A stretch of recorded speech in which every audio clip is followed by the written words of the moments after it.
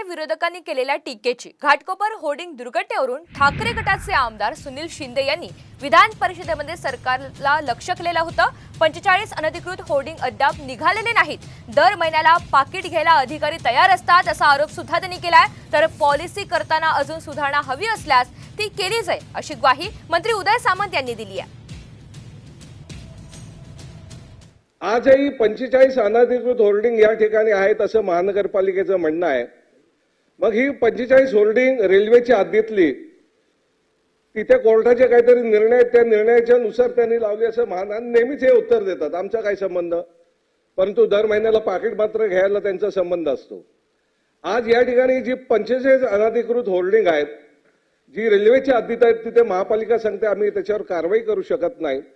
त्या होर्डिंगवर कारवाई करण्यासाठी या ठिकाणी शासन काय प्रयत्न करणार हा माझा एक प्रश्न आहे। पॉलिसी बनवताना तज्ञांना कोण घ्यायचं हे मुंबईच्या सगळ्या आमदारांची चर्चा करून नक्की समितीमध्ये आपण घेऊ की रेल्वेच्या बाबतीमध्ये देखील जर अनधिकृत होल्डिंग त्या ठिकाणी लावण्याचा प्रयत्न झाला असेल तर महानगरपालिकेच्या नियमाप्रमाणे आणि कदाचित ट्रॅफिकला सांगून हे त्याच्यामध्ये डिस्प्लेस होणार नाही अशा पद्धतीची भूमिका महानगरपालिकेच्या माध्यमातून नक्की घेतली जाईल।